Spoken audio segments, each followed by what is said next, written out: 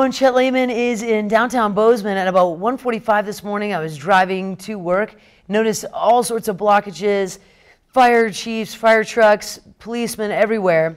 This is right off the corner of Babcock and 7th. And I happened to stumble upon this, and now our own Chet Layman is live on the scene. He's been there since about 3 a.m. Chet, what's the latest?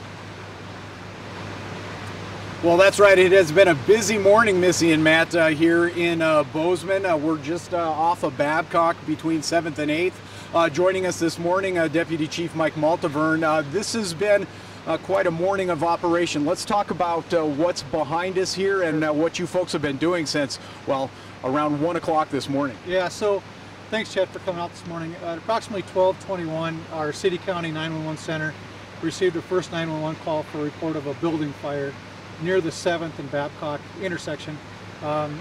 So crews were initially dispatched from the City of Bozeman, as well as 3 of our neighboring departments, Fort Ellis, Central Valley, and Highlight volunteer departments. We arrived on scene. Actually, the first unit on scene was a Bozeman police officer who quickly looked at the building and could see visible flames coming from the 4-story apartment building. It was actually under construction that we see behind us. He confirmed very early that we did have a working building fire, so that of course amps up our response, and so our firefighters arrived on scene and quickly determined or confirmed that it was a building under construction, which immediately poses some safety concerns for firefighters, but it also makes it a safer operation in that we knew we didn't have residents inside. So initially came in as a multi-residential building or apartment building. So that's the first thing for us to check off, is there's nobody inside. So we quickly determined this was going to be a defensive operation, which what that means is we're going to fight the fire from the exterior. And so what's happened since about 12:20 this morning was we basically set up a defensive operation, surrounded the building with what we call master streams, or large diameter hose, and we're basically spraying water from 2 ladder trucks, one from Central Valley Fire Department, and then also from Bozeman, and we've got various lines, and approximately 50 firefighters are here this morning from just about every department in the county, at least surrounding Bozeman. I could list them, but it's a pretty lengthy list, but just a huge shout out to all of our cooperating agencies. It's a multi-agency response. We've got our law enforcement counterparts. Bozeman Public Works has been great. Bozeman Police Department, Sheriff's Office, our 911 Center, Northwest Energy, so it's definitely a mutual aid incident. We've got a lot of people here.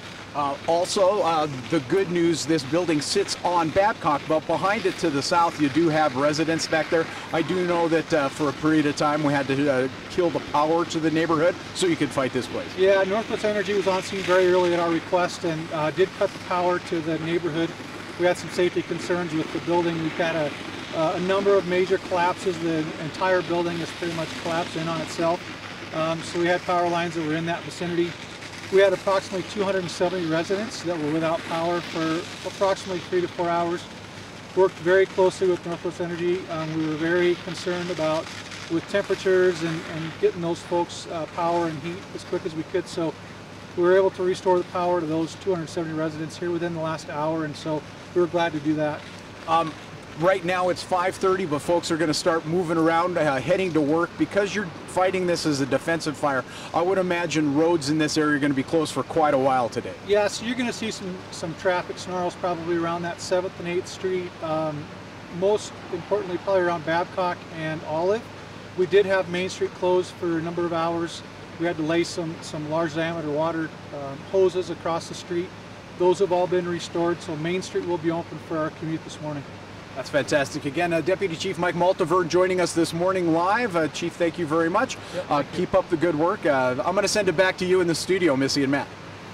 Thank you for that, Chet, and of course we'll be checking back in with him throughout the morning and figuring out the process and progress on all that. Another thing that complicates that, of course, we've had some snow-slick roads, and a lot of people are going to be going slow already this morning, so keep in mind, at that fire scene, you're going to have some problems to deal with, so steer clear as you can.